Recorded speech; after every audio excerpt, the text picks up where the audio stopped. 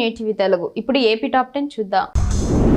అనంతపురం జిల్లా గుత్తి పట్టణంలో ఈస్టర్ వేడుకలు ఘనంగా నిర్వహించబడ్డాయి. గుత్తి ఆర్ఎస్సిఎస్ఐ చర్చ్ పాస్టర్ డేవిడ్ నాయక్ మాట్లాడుతూ యేసయ్య సర్వ మానవాళి సంక్షేమం కోసం పునర్జన్మించాడని తెలిపారు. ఈస్టర్ సందర్భంగా భక్తులను ఉద్దేశించి ఆయన ఆధ్యాత్మిక సందేశం ఇచ్చారు. చర్చిలో వేడుకలు అత్యంత వైభవంగా జరిగాయి.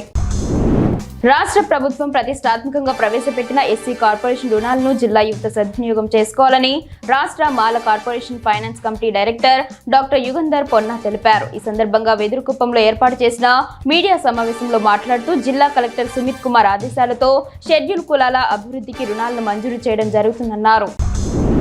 తమ పిల్లలపై తప్పనిసరిగా తల్లిదండ్రులు నిఘా ఉంచాలని ప్రకాశం జిల్లా గిద్దలూరు అర్బన్ సిఐ సురేష్ విజ్ఞప్తి చేశారు.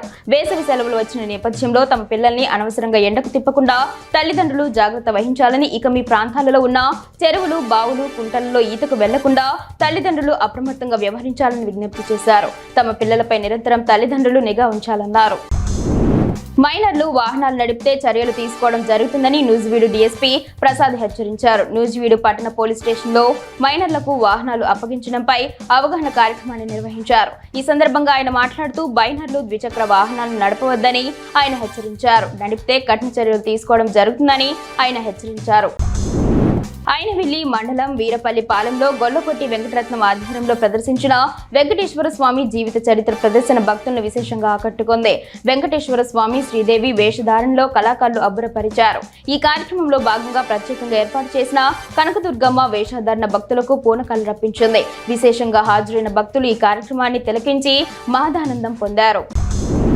నెల్లూరు పార్లమెంట్ సభ్యులు వేమిరెడ్డి ప్రభాకర్ రెడ్డి పుట్టినరోజు సందర్భంగా నెల్లూరులోని విపిఆర్ కన్వెన్షన్ సెంటర్లో మెగా రక్తదాన శిబిరం ఏర్పాటు చేశారు. ఈ కార్యక్రమానికి విపిఆర్ అభిమానులు, తెలుగుదేశం పార్టీ నాయకులు, కార్యకర్తలు భారీగా తరలివచ్చి రక్తదానం చేశారు. కోవూరు ఎమ్మెల్యే ప్రశాంతి రెడ్డి సహకారంతో ఏర్పాటు చేసిన ఈ శిబిరంలో కోవూరు నాయకులు కూడా భారీగా పాల్గొన్నారు. ఆంధ్రప్రదేశ్ రాష్ట్ర వ్యాప్తంగా రైతులు పండించిన పంటకు గిట్టుబాటు ధర లేకపోవడం, అకాల వర్షాలతో పంటలు నష్టపోయిన రైతులకు నష్టపరిహారం అందించడంలో కూటమి ప్రభుత్వం పూర్తిగా విఫలమైందని మాజీ ఎమ్మెల్యే కేతిరెడ్డి వెంకటరామరెడ్డి అన్నారు. తిమ్మంపల్లిలో ఆయన మాట్లాడుతూ ఇప్పటికైనా రైతులకు గిట్టుబాటు ధర కల్పించి అలాగే అకాల వర్షాలతో పంటలను నష్టపోయిన రైతులకు నష్టపరిహారం అందించాలన్నారు.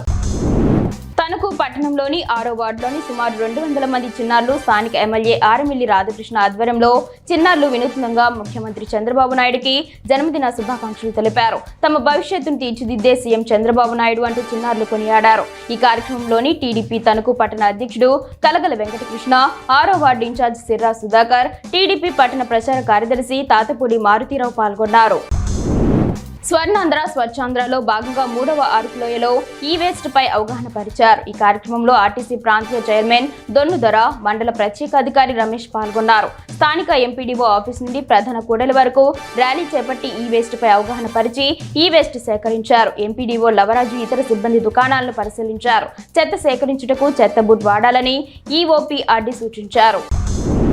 పెద్దకడబూరులోని చర్చిల్లో పునరుద్ధాన దినం సందర్భంగా ప్రత్యేక ప్రార్థనలు నిర్వహించారు. వేకువజామున 4 గంటల నుంచి భక్తి గీతాలతో యేసుక్రీస్తును ఆరాధించారు. స్థానిక సిఎస్ఐ, ఆర్సీఎం క్రైస్తవాలయాల్లో పునరుద్ధాన సందేశాన్ని పాస్టర్లు సంజీవరావు, మనోహర్ బాబు వినిపించారు. క్రీస్తు సిలువలో మరణించి 3వ రోజు లేచిన గుర్తుగా పునరుద్ధాన దినాన్ని జరుపుకుంటామని చెప్పారు.